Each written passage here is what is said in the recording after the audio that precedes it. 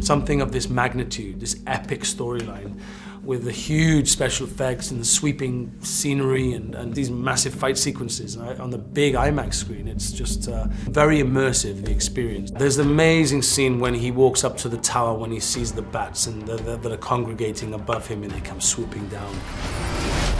You can imagine what it looks like. You know, it's really impressive stuff. It's been remastered to take in every inch of that screen and use it to the full extent. And I've seen it, it's breathtaking. There are certain movies that are made for IMAX. They just are. And this is one of them.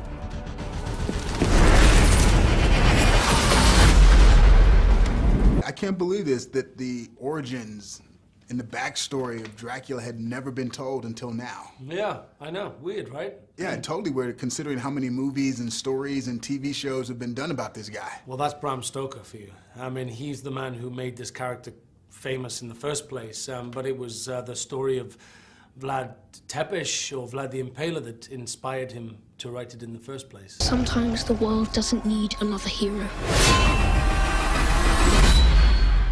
Sometimes what it needs is a monster. So you sort of know that he comes from a historical figure. But that's about all I knew. It wasn't until after I got the movie that I started to do my research and discover a lot of different contrasting stories about a man who walked this earth in the 1400s, which is a very long time ago. And very interesting. I mean, you know, his enemies rewrote the history books. So you have one story that says that he impaled 20,000 people, and then you have another story that says he impaled 4. I mean, still a lot of people. But yeah, a ruthless warrior, a very fair leader, and a loving husband and father. The Sultan is preparing for battle and requires 1,000 boys for his army, including your son. Now, how would you classify the movie? Because technically, it's not a straightforward horror pick. No. It's actually like a period piece with a lot of action and adventure thrown in the mix. That's about it. Yeah, that's exactly how I would describe it. I mean, it has a very strong romantic core. It has a very powerful action thread line, which is, you know, his character fighting constantly for his people. You have this very sort of fantastical transformation which you see of him drinking the blood of Charles Dance's character and then turning into this creature slowly fighting this addiction which he has. So there's a huge amount going on. Drink Dracula. Welcome to your life. So when you think back of all the guys that have played Dracula and all the movies out there that have portrayed this dude, what's one of your favorite actors as Dracula and one of your favorite Dracula-based movies? It would be Oldman in Coppola's movie of Bram Stoker's Dracula, when he plays that creature who lives in that castle, that desperate, terrifying monster. Yeah, I think he did a brilliant job. Saw it last night, and I look at you now and I'm like terrified because you really embrace this character. Well, most people don't know anything about how that creature came to be. We know the older Dracula from the Bram Stoker book, and we've seen him portrayed many times by some of the best actors of our generation and generations past. What we don't know so much about is how he became that creature. How did he become that vampire? Was he always a vampire? No, he was a human being. He walked this earth in the 1400s, and it's about that man's journey and his life. And, you know, he wasn't born evil. You brought up filming. Let's talk about the filming aspect of this thing. I mean, it's very, very physical. I mean, did you train for this? Yeah, I trained a lot. I was training 2 months before we started shooting. I had a trainer come with me to New Zealand when we were shooting the pickups for The Hobbit, the final chapter. And then I went to Belfast and carried on shooting for another 6 weeks before we started principal photography. So there was a lot.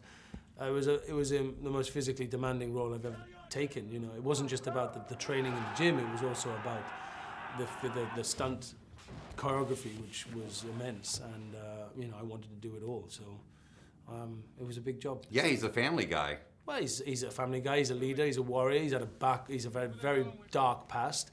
But you know, there's some good things going on there, and it's interesting that we base this man's emotions in a very good place, but the decisions he makes to protect these people, you know, turns out very differently to how probably he was hoping. So. All right, you brought it up, so I got to mention it. The Hobbit. How proud are you of that?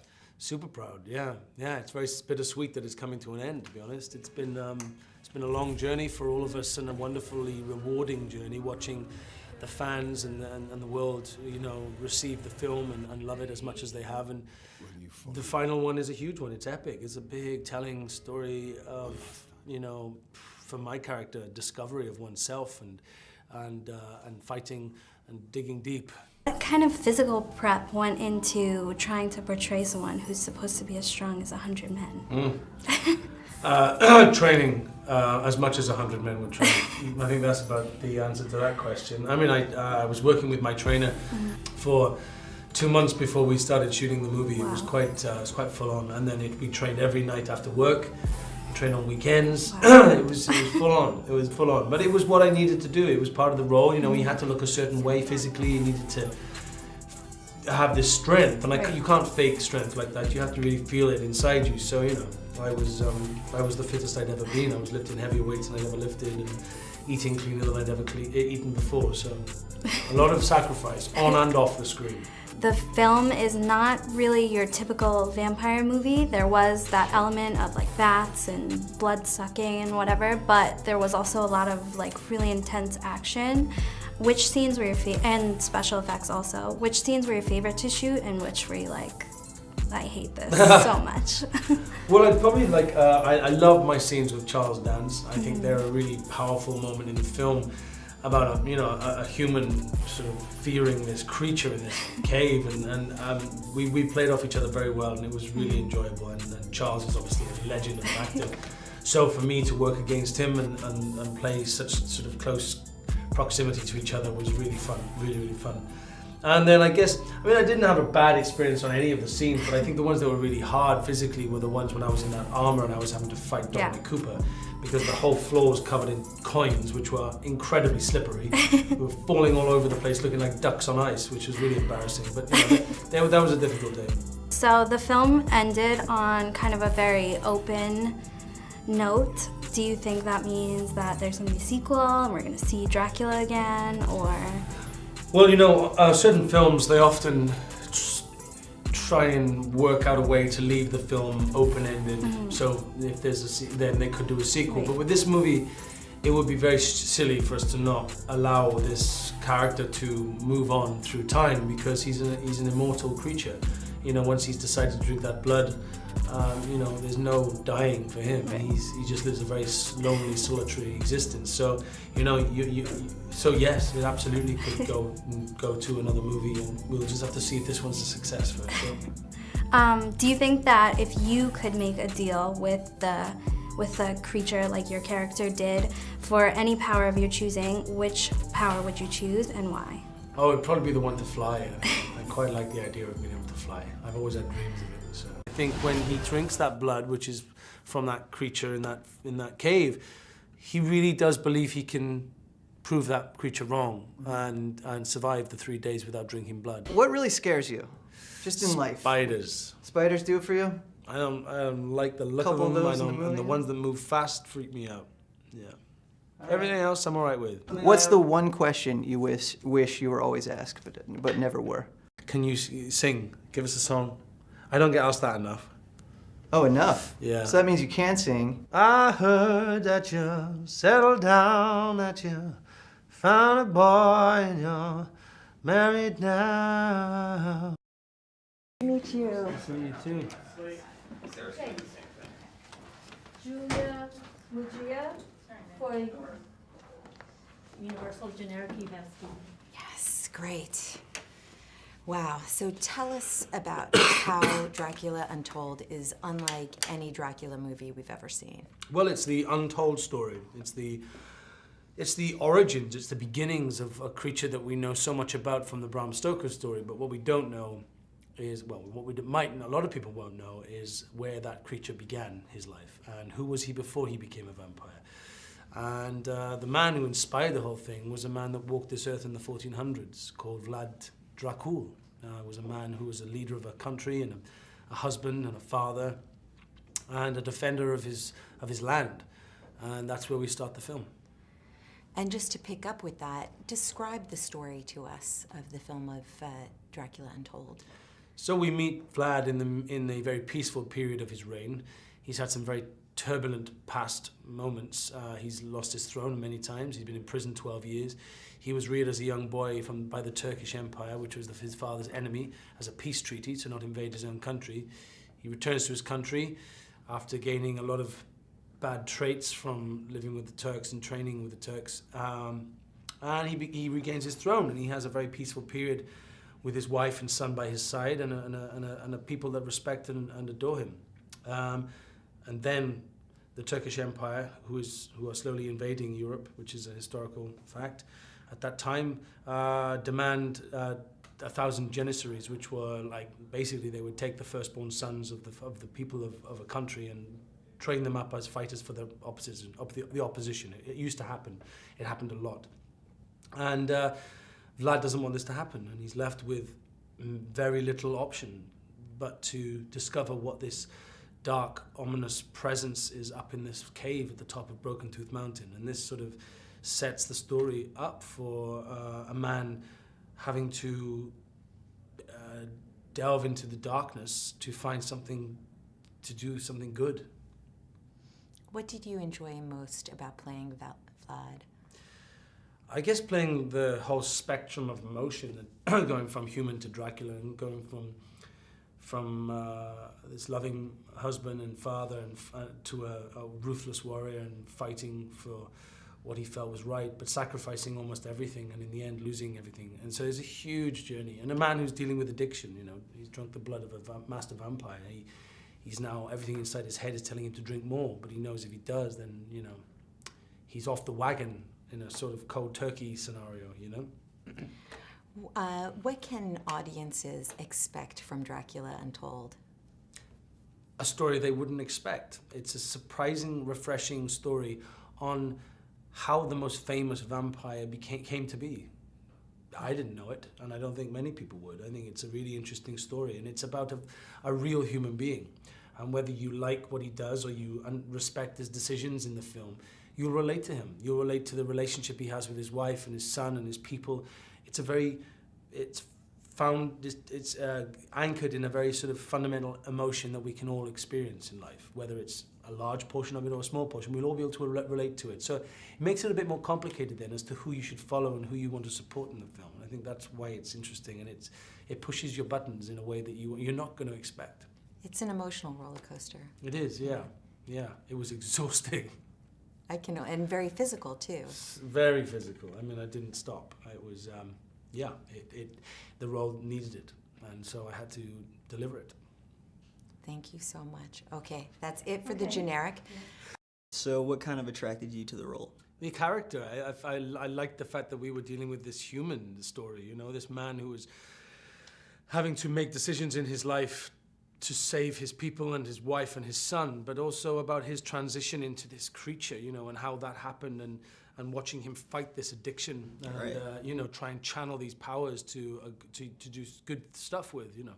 What was it like working with Charles Dance, who plays probably one of the scariest people on TV, Game of Thrones? Yes, he does, right, yeah. Well, he's quite scary in this as well, so he's a wonderful actor. He's very great, he's very fun, and he's also delivers an incredible performance in this movie. And to play off against somebody like that is just a gift. I mean, it was like a masterclass in how to do very little and give so much. I am dressing up. It's actually the director, Gary Shaw. It's his wedding on the 30th, and on the 31st we're having a big Halloween party, so yeah. Are you gonna go as Dracula? I don't think so. Maybe I will. Maybe I'll nose. freak everybody out. Shooting something like The Hobbit, did it prepare you at all for something like this? Yeah, I think definitely would have had a massive helping hand in knowing how to wield a sword and work in armor or period costume. Were you intrigued at all by the fact that this is kind of different than other incarnations of the Dracula story? Yeah, I think if it wasn't different, I probably wouldn't have done it. I don't think I wanted to make another Dracula movie. I think we've got enough of those, and great ones as well. But what was great about this is that we were telling the untold story. It's the origin story. It's the beginnings of this creature's life. And actually you start in a human life, a real life that walked this earth in the 1400s, and that's what's interesting about it. I thought your performance was very sympathetic to the character. I kind of felt bad for him a lot of times, and that's not usual for a Dracula character, right? Yeah, but everybody has to start somewhere, you know, and I think what's good about this story is that it triggers maybe some empathy from an audience. There's a lot of him that's still human, and there's a lot of him that's fighting for the good cause. He chooses a bad thing, a bad power to help him do that. It is about questioning your moral compass when you watch this film. It's whether you really do think, was he born evil? Is he completely evil? Or was there some good things happening in his life that forces him to do what he does in the film? Yeah, it's sort of a deal with the devil, right? Yeah, deal with the devil, yeah. Very Faustian pact. Hello, I'm Luke Evans, and you're watching Made in Hollywood. Now you're going to see a clip of my new film, Dracula Untold. I have never before thought of Dracula as a good guy, but I found myself thinking that in this film. Was that something that kind of attracted you to this role, his humanity, if you will? Yeah, it was. It was a very interesting take on who this creature was before he became a vampire. You can't protect us. I'll find a way. The reason why we all think of Dracula as a very bad, dark, sinister creature is because in the Bram Stoker story, he is that person. And it's Bram Stoker's story that made the story so popular and well known, but it is only about a portion of that character's life. I have been waiting an eternity. What we've done in this film is tell the story of the origins of this vampire, who he was a man. He walked this earth. Such modesty. I wonder where he gets it from. You would sort of maybe question what you thought of him when you watch this movie, but you know, as you know, the story isn't as straightforward and black and white as one would want. Did you have any initial trepidation about taking on this iconic character of Dracula? Because it is a character that everybody knows, or so we think. Well, at least I don't have to save time trying to explain to people who he is, True. right? Everybody knows who Dracula is, but what they don't know is the Dracula that I'm telling the story of. Tell your generals what you have witnessed here! That's a bit of the story that people will hopefully find very refreshing and surprising. A story that they wouldn't necessarily have connected to the character that we know 400 years later from the Bram Stoker story. Never forget who I am. I trained a lot. I had to train for about 2 months before we started shooting the film. I was in New Zealand shooting the Hobbit pickups, and so I took the trainer with me there. My trainer was, we were packing on the pounds and the muscle out there. It's all real, okay? There was no CGI going on here. I'm running a marathon on Sunday, so I could use some of that Dracula bat power. Yeah, I'll show you, I'll tell you the tricks. Oh yeah, please do, because I would love to run past. Luke, we've seen you in The Immortals, The Hobbit, now here in Dracula Untold. Is there something about mythological worlds that appeals to you? Well, I like to dabble in them every now and again, and then I like to jump into something like Fast and the Furious 6 right in the middle of it all, just to mix it all up. It's fun to disappear into a world that doesn't exist and play it, and with this character, playing a historical figure who walked this earth 600 years ago. That makes it adds a very interesting dimension to my journey. The writers managed to merge a fictional character with a historical figure who actually did inspire Bram Stoker 400 years after his death. When Bram Stoker was alive, then to write this character Dracula. Vlad's surname is Dracula, so the whole legacy comes from this historical figure. So yes, it was interesting to focus more on the human and this man's journey. What do you think, is making it ripe for a retelling right now? You mentioned Bram Stoker, that was so many years ago. As you know, there's a huge amount in film and television, but this story is a different story. It's the untold story of this most famous creature and how he became. And that's what is interesting. It's about telling us the origin story that we wouldn't know of, and that's what separates it from every other Dracula movie that's been made. In South Africa, Halloween hasn't always been such a big deal. I don't know about Wales. Has it been something that you used to do? I never used to do it, no. Yeah. I was brought up in a very religious upbringing, so I never used to do that. But no, never Halloween, used to dress up as Dracula? No, none of that. Congratulations on the film. So everyone has a picture of who Dracula is in their mind. How he acts, what he does, what he looks like. So prior to signing on to this film and even really reading the script, how had you pictured Dracula, and how is that Dracula different from the Dracula that's in this film? Well, always, for me, ever since I saw the movie, it's always been Gary Oldman in Bram Stoker's Dracula, the Francis Ford Coppola movie. Always has been. This character is very, very different because we're dealing with, he's 400 years younger than the character that Gary Oldman played for a start. So we deal with the man, we deal with the person, the man who becomes the vampire and his journey and his story, which I guess it's an origin story. Right. So your character has elements of basically two opposite ends of the spectrum. On one hand, you have this man who a lot of people fear and can single-handedly crush armies, and on the other side, you have this loving father and this loving husband. So how did you find a balance between those two opposite things? Well, I think, you know, before he was married, and I mean, this is all our ideas, you know, it's not historical, but it's about, we always thought that, you know, he's had a dark past. People have dark pasts. But he also reigned over a peaceful period of his land, and he did have a loving wife and a child, and so it was, I mean, for me, it was just very interesting to play all that, you know, that it's not about presenting that darkness all the time, his backstory all the time, but also knowing that it was there, and that some people knew about the fact that he was Vlad the Impaler, but also that he was a very successful leader. He was also a very fair leader to his people. I mean, he did a lot for the underdogs of society that didn't have any land and things like that. He got rid of the hierarchy and the aristocracy in his country. So it was interesting. I mean, we gleaned more facts from different places, and then it sort of created this man. I mean, some of it's factual, some of it's not, but that's the fun part of being an actor, you know. Right. So Gary Shore directed the film. This being his first feature, what is it like to work with a first-time director, and what was it like to work with Gary specifically? It was very fun. He's a very enthusiastic, has a clear director. He has a very clear idea of what he wanted to do with this film. We had a lot of discussion for months and months and months before we even got to Belfast to shoot the movie. There was a load of discussions about script and character and, you know, a load of stuff. So it was a very collaborative experience, and he listened to me and I listened to him. I mean, I'd done a few more movies than he has, so he had a respect for me and I had a respect for him, and I just liked the way he wanted to direct. I liked the way he wanted to take this film, and it was, we worked as a team. That's nice. So this being the Untold story, what are you most excited for audiences to see? Well, there's a lot to this story. It's not just about the man who turns into a vampire. It's about why he turns into a vampire and the reasons behind that. And you know, you're dealing with a man who's a loving father, who's a loyal husband, a leader to his people, and people are looking to him to save them from this onslaught of the Turkish invasion, the Ottoman Empire. So, you know, you're dealing with a man who's sort of doing the right thing, trying to do the right thing for good, but chooses a very bad, dark power to succeed. So it's a very different story about the man, the creature, the man behind the creature that most people wouldn't know about. Well, congratulations again. Thank it was you. really nice meeting you. Nice to meet you. There's a moral question at the center of this movie. Oh that I God, just here we love, go, here we go. Right? How far do you go to do the right thing, in this case to save your family? Are you asking me that question, or? Well, I'm asking you if Vlad goes too far. Well, what other options does he have? I mean, that's the question, isn't it? What else could he do at that point in his life?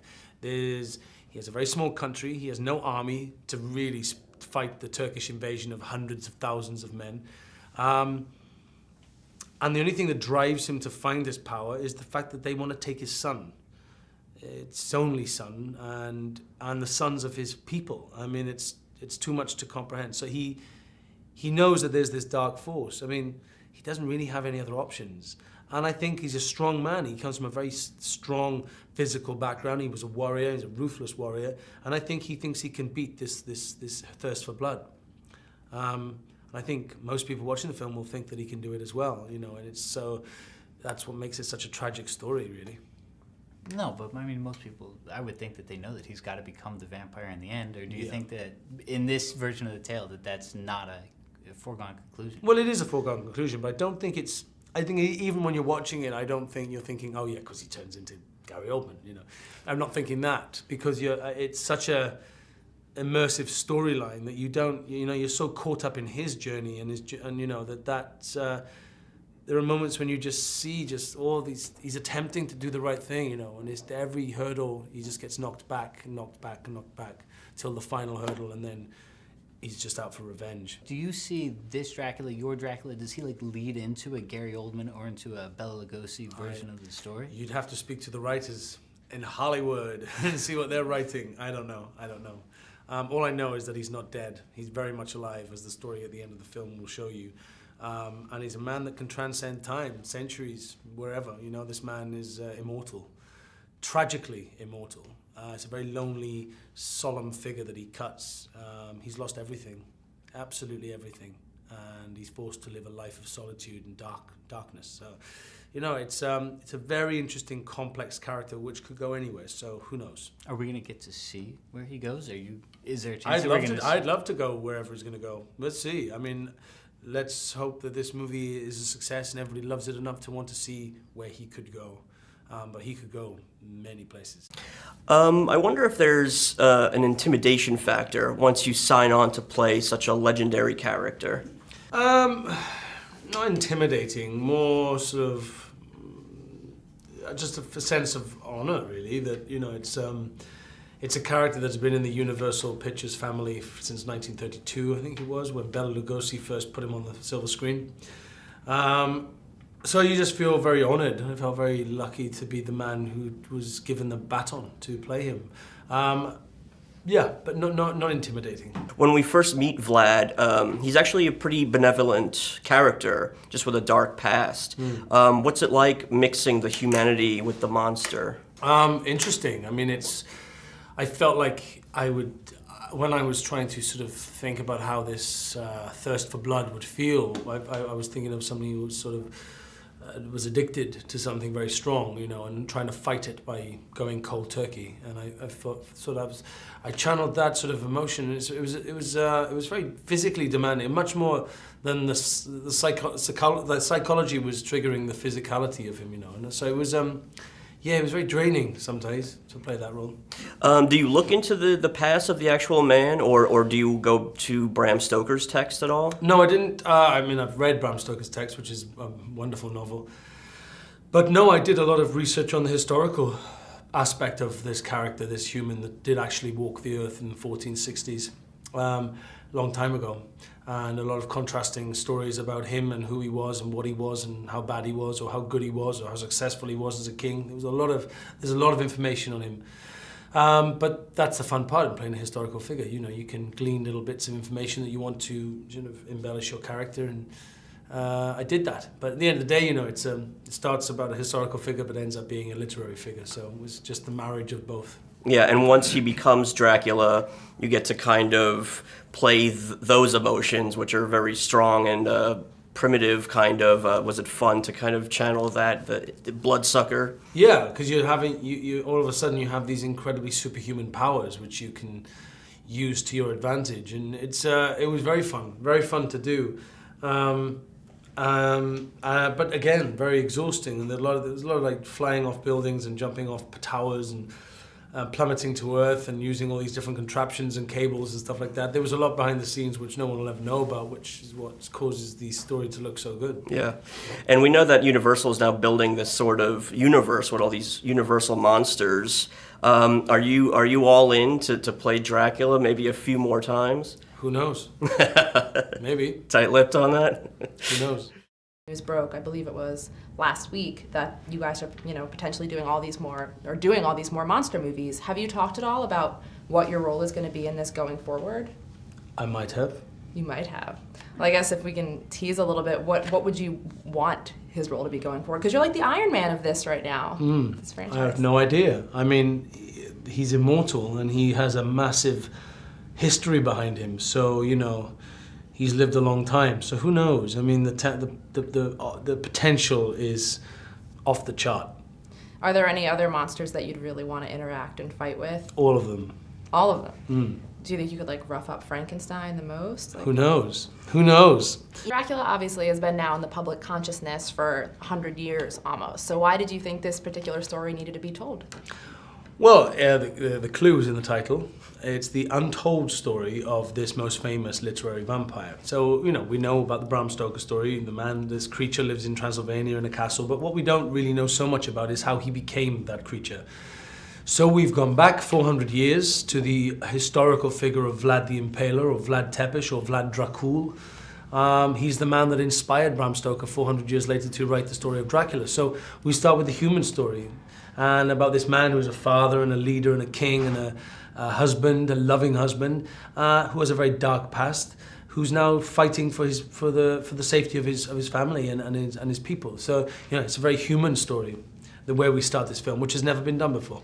Yeah, Dracula's always been kind of, he's been a lot of a lover, but your Dracula's also hardcore fighter with Vlad the Impaler. So going into the role, how much did you try to balance those two? Because the two elements are still very much there, but Vlad was a tough guy. Yeah, he was ruthless. Yeah, he was. And I think we don't veer away from that part of the storyline at all. It's talked about at the beginning of the film, and that the Turks, when they come to his country and they demand the 1,000 boys and the money and all that, they talk about him as this Kazaglube, which is this Lord Impaler. He was famous. This was how he became so infamous, was the way he tortured and punished people. But then there was another side to him as well. He was a very fair ruler and a loving husband and a father. He did have all these things going on. So there was, he wasn't just impaling all day long every day. There was a bit more to him than just that.